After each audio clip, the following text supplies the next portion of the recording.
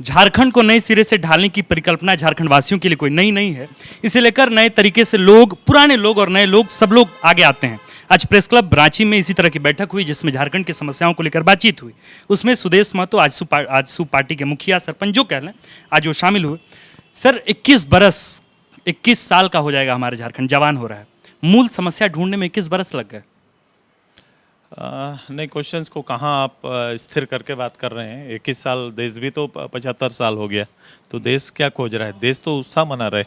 देश 75 साल होने पर हम लोग करते हैं ना, जो जितनी उम्र का होता है उसका उत्साह उतना बड़ा होता है। लेकिन आप बेसिक पर जा रहे हैं कि ये प्रश्न उससे पहले है कि राज्य किस लिए बना, कि 21 साल हम लोग कल मनाएंगे, तो उसमें हमें देखना है कि मौलिकता कि किस उद्देश्य के साथ अलग राज्य की कल्पना के आसपास हम हैं कि नहीं, या उस ओर आगे बढ़ पा रहे हैं कि नहीं, ये बड़ा प्रश्न है।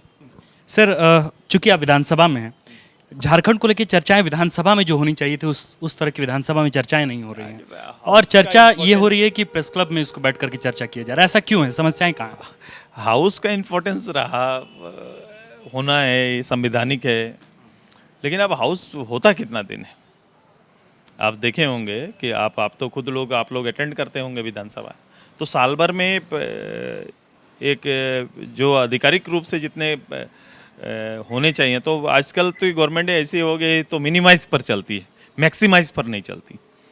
अगर उस पटल पर बहस के समय ज़्यादा निर्धारित किए जाते हैं तो राज्य की चर्चाएं बेहतर होती। सर नए झारखंड की बातचीत चल रही थी, जेपीएससी के लोग आंदोलन कर रहे हैं, लगातार उनके साथ घोटाला हुआ है, उनके साथ गड़बड़ी हुई है। लगातार जो शिक्षक नियुक्ति को लेकर वो लोग लगातार मांग कर रहे हैं कि नियुक्ति हो। सर आप आजसू पार्टी के मुखिया हैं, नजर नहीं आ रहे हैं सर, लोगों के साथ मोराबादी मैदान में आप नजर नहीं आए, सहायक पुलिसकर्मी के साथ। ऐसा क्यों? हर लड़ाई अपने स्तर से लड़ा जाता है, लेकिन उन लड़ाई के साथ हम लोग हमेशा हैं कि यूथ अगर फाइट करता है, यूथ किसी सब्जेक्ट पे उठाता है, तो जो अथॉरिटी होती है उसको जवाबदेह के रूप में उसका जवाब देना चाहिए। उनको मोराबादी आने का क्यों जरूरत पड़ा, ये गवर्नमेंट को जरूरत देना चाहिए। आज जेपीएससी पर कोई प्रश्न है तो जेपीएससी को स्पष्ट करना चाहिए। ये अगर ये गलत बोल रहे हैं, गलत हो रहा है, तो उसको स्पष्ट करना चाहिए ये गलत है, मैं सही हूँ।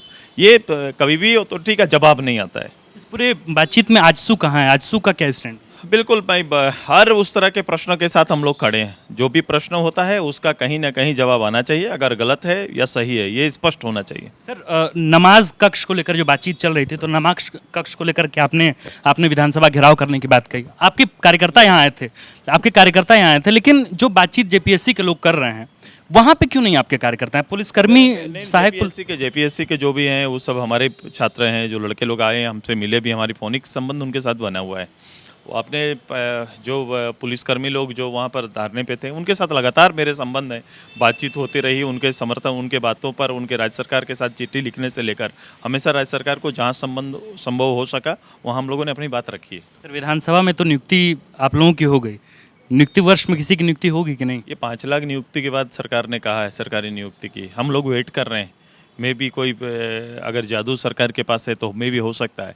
इसलिए उस अंत तिथि तक हम लोग जाएंगे कि जब नियुक्ति 5 साल में अंतिम दिन शायद संभव हो सके। एक आखिरी सवाल बस सर, चूंकि आप भारतीय जनता पार्टी के बेहद करीबी हैं, पद्मश्री कल दिया गया कंगना रनौत को। उन्होंने कहा कि 2014 के बाद जो है वो देश आज़ाद हुआ है। क्या आपको भी ऐसा लगता है? मैं इस तरह के बहस में भाग लेना चाहिए, लेकिन मैं पद्मश्री अपने प्रदेश के दोनों अपने वो चुटनी देवी और मधु अंसुरी जी को अपनी ओर से बधाई देते हैं। और ये क्रिएटिव काम के लिए इनको मिला है और मैं सैल्यूट करता हूँ, बहुत आदर और सम्मान करता हूँ। बहुत बहुत शुक्रिया सर, थैंक यू। ये बातचीत अभी सुदेश महतो आजसू पार्टी के मुखिया से हुई।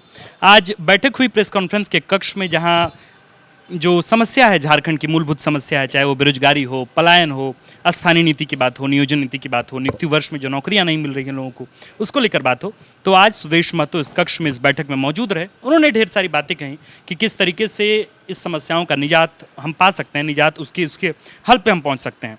आप देख रहे थे द फॉलो अप में, हूं आपके साथ आकाश और कैमरे के पीछे हैं ऋषभ गौतम। शुक्रिया। विवेकानंद विद्या मंदिर स्कूल एक CBSE affiliated English medium coed school है।